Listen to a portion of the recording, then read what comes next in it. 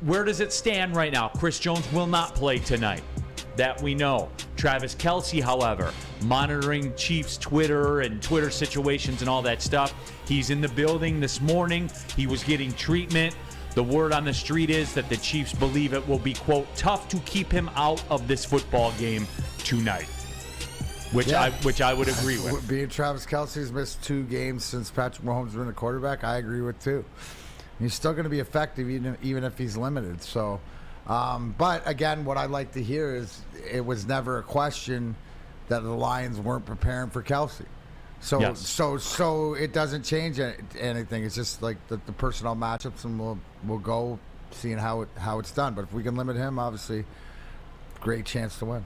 Yeah, so that is where that sits right now. We kind of covered that yesterday, the time leading up to it. Maybe it'll pop back up later, maybe it won't. We'll keep an eye out for any new news that happens or anything like that. I feel it in my bones he's going to play, D-Mac. I just feel he's that type of warrior. At least be out there and then, can't go after the first, half or quarter or something. He's going to see. He's going to see. Yeah, he's going to push. You're going to see him in warm-up. You're going to see him all that stuff. I mean, he's a warrior. No question about that. Corey Berry, Kelce at 75%, more than most tight ends at 100%. I would agree with that. So that is out there. I like the point that came across is that, well, maybe even if Kelce is playing, he's a hair step slower, which helps our linebackers in covering him. So maybe that makes him a little bit more mortal. Lewis M., the most Lions thing ever would be for him to play and get 130 yards on us still. I know. That's where I keep walking back to. That's where I keep coming back to. God, there's like a million different directions we can go in the beginning. But here's what I want to start with, Spenny. You dropped this on the sheet, and you asked, what rookie do you expect to have the biggest impact in week 1? And I think it's a valid discussion because there's so many facets to that. Because here's the moral of the story with this Lions team. And I will be consistent with this, 6-1, 1-6, whatever. I will be consistent with this. The reason that we're feeling this way today is because there's been a total roster overhaul. There's been a talent addition to this football team, the likes of which we have not seen through the NFL draft, well, ever in the history of this organization. So as we lay that down right now, that's why this is an important discussion to have. Because if they do win this football game, D-Mac, make no mistake about it, there will be a rookie that will have had a meaningful contribution tonight. Maybe a game-deciding contribution tonight. It's going to be somebody if they win. And look at this, right? Where we're going into this game, and the guys that I have, is it Laporta and Gibbs on offense that can make an impact. Game-changing plays, whether it's Laporta, how many catches is he going to have? How are they going to use Gibbs? We've been told that they're going to use Gibbs. We know he's not punting. We've ruled that out. But he's going to be used as a, for lack of a better term, Swiss Army knife. And then on defense, you're looking at Jack Campbell. How can you make an impact against this team early? And the B-2 bomber, Brian Branch, is he going to be impactful in the back? So there's 4 guys, 2 on each side that you bring up, let alone we haven't brought up some of the guys, the rookies that have made an impact. Broderick Martin, are we going to see him make a play?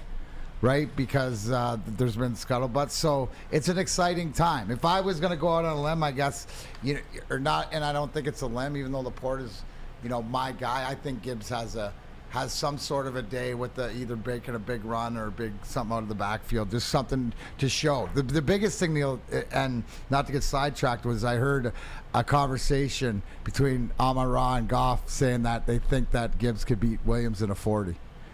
So that's what we're talking about, speed there. So just keep that in the back of your mind of that goes into how Ben Johnson, how this offense is going to use him. So it's, it's odds-on favorite, but I think Jahmyr Gibbs is that guy. Well, there's a ton of you right now that know that Woodward Sports is your home for Detroit Lions coverage. And as a matter of fact, as soon as the game is over, jump back here for the Woodward Sports Lions post-game show. Maz and Stick with weekly special guests. Yes, Tom Mazaway hosting our Lions post-game show after every game all season long. The Woodward Sports YouTube channel. You guys subscribe to it. Get in there. Get ready for battle. all season long. Game analysis, Kool-Aid chugging, bonging, whatever you're going to do. Meat missile riding, whatever you're going to be doing, you don't want to miss it. Mad special guests each week, exclusively on the Woodward Sports YouTube channel. Here's kind of my breakdown with it. And Spenmo is ahead of the game. Everybody's on it today.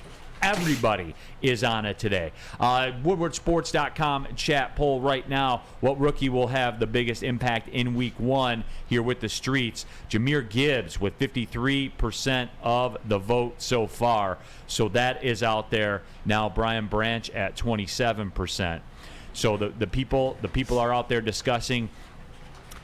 Brickton Stoke, Neil, we going to get a big package today? Oh, you're getting the biggest package. Get the dime You're getting a dime package. Double fivers. Hey, somebody brought up a good point, and obviously I can't I apologize not knowing who it was. But is it one of these four major guys that were drafted that we expect, or is it a guy that they mentioned like an Antoine Green? Is it like a guy rookie that makes a catch or an impact play off the bench or something like that, Neil? Do you know, the expectation is one of these highly touted guys that we've seen will be big impactful, but it's possible. Oh, sure, it's impossible. Like a big play to swing a spot in the game. But I'll tell you this, D-Mac, where I'm living with this for me, right off the rip, this is the whole Jack Campbell effect for me.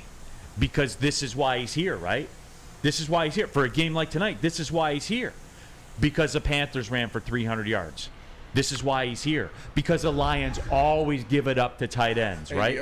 This is why he's here, right? This is why he's here. The meat missile is here for tonight. So then you got, this is where your spotlight is on him. If they win, you will see some big numbers in the stat column from Jack Campbell. And look, guys, to say, I don't expect him to be perfect, because as a rookie, he's walking in to one of the biggest, going up against the best coach that we've seen this side of Bill Belichick in football. The greatest offensive mind this game of football has seen in a very, very long time, in Andy Reid. Andy Reid, I think, will hunt him to some degree. I honestly believe that, D-Mac.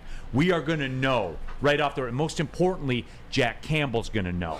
So that's why it makes it so important, as I'm wearing my Rodrigo shirt. It's that linebacker committee, the Anzalonis, you know, the Malcolms, and it. So we're gonna see that because you know, obviously not one guy can do it himself, but we'll see, and the test will be there because you nailed it.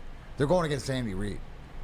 Andy Reid knows exactly. You see what I'm saying, D-Mac? No, like when you said that, like I kind of got the goosebumps going. It's Andy and Reid, man. Yeah. So, but I like it. Let's go. That's what we need. Throw them right in the fire. Let's see what we got off the bat.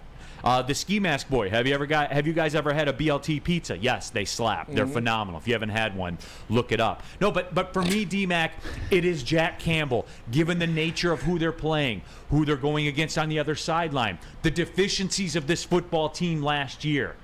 Because let's be real, their defense kept them out of the playoffs. I know that's hard to hear, but that's a factual statement. Their defense kept them out of the playoffs last year. Oh, as bad as they were against the run in the secondary, of course. Like, that's it. That's all, man. So, and what did they do with premium draft capital? Improved. They brought Jack Campbell here. Absolutely. And First look, rounder. Is it fair? I don't know if it's fair. Am I expecting too much? Maybe I'm expecting too much. But this is what it is. This is the scenario now. This is why he's here.